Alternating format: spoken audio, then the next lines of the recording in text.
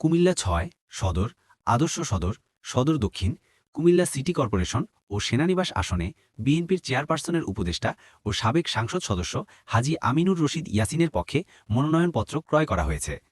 বুধবার ২৪ ডিসেম্বর সকালে কুমিল্লা জেলা প্রশাসক ও রিটার্নিং কর্মকর্তার কার্যালয় থেকে তার সমর্থনে মনোনয়ন ফর্ম সংগ্রহ করেন বিএনপি ও অঙ্গ সংগঠনের নেতাকর্মীরা।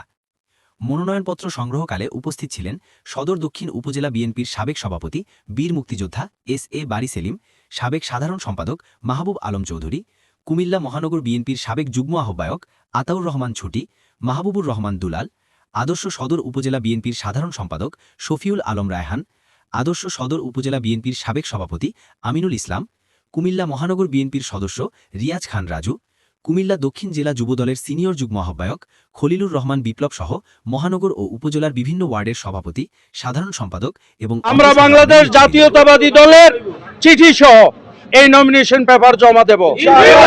আমরা বিশ্বাস করি আমাদের ভারপ্রাপ্ত চেয়ারম্যান আগামী দিন দেশে আসবেন, এসে দলের ত্যাগী পরীক্ষিত নেতা, দীর্ঘদিন যে নির্যাতিত নেতা হাজী আমিনুর রশিদ ইয়াসিনের বিষয়টা আমাদের ভারপ্রাপ্ত চেয়ারম্যান সুবিবেচনায় থাকবে এবং আগামী দিনে হাজী আমিনুর রশিদ ইয়াসিন কুমিল্লা ৬ নির্বাচনী এলাকায় ধানের শীষ প্রতীক নিয়ে প্রতিদ্বন্দ্বিতা করবে। একক প্রার্থী ছিল, যেহেতু আপনারা জানেন ভারপ্রাপ্ত চেয়ারম্যান সাহেব আগামী দিন আসবেন, এসে পরবর্তীতে আমাদের বিষয়টা সুবিবেচনা করবে। এই আশ্বাসের পরিপ্রেক্ষিতে আমরা আজকে হাজী আমিনুর রশিদ ইয়াসিন ভাইয়ের পক্ষে নমিনেশন পেপার ক্রয় করলাম। আমরা আজকে জেলা প্রশাসকের কার্যালয় থেকে আসন্ন জাতীয় সংসদ নির্বাচনে কুমিল্লার মাটি ও মানুষের নেতা, দুর্দিনের কাণ্ডারি সংগ্রামী নেতা হাজী আমিনুর রশিদ ইয়াসিনের পক্ষে আমরা আজকে মনোনয়নপত্র সংগ্রহ করেছি। সবাই বলেন আলহামদুলিল্লাহ। আমরা দেখেছি বিগত 2009 সালেও একাধিক প্রার্থী জমা দিয়েছে নাঙ্গলকোটে। আমরা 18 সালে দেখেছি সারা দেশে একাধিক প্রার্থী জমা দিয়েছে। জমা দেওয়ার পরে চূড়ান্ত বাছাই শেষে মনোনয়নপত্রের টিকিট ধানের শীষের প্রতীক দিয়েছে।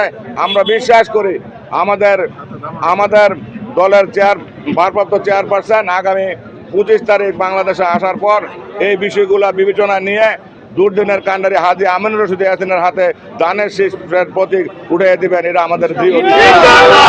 এবং আমরা কুমিল্লার জনগণ ইতিমধ্যে হাজী ইয়াসিনের পক্ষে রাজপথে আন্দোলন সংগ্রাম করেছে মনোনয়ন পুনর্বিবেচনার জন্য। আমরা আশা করি আমাদের চেয়ারপারসন তারেক রহমান, দলীয় হাইকমান্ড এবং পুঙ্খানুপুঙ্খানুভাবে বিবেচনা করে হাজী আমিনুর রশিদ ইয়াসিনের পক্ষে চূড়ান্ত মনোনয়ন দেবেন, এটা আমাদের প্রত্যাশা। মহান আল্লাহ পাক রব্বুল আলামিন এটা কবুল করুক। সবাই বলেন আমিন। যাই নাই, আমরা দলের সিদ্ধান্তের বাইরে যাই নাই। আমাদের কুমিল্লা ৬ নির্বাচনী এলাকার মানুষ যা বলবে আমরা তাই করব।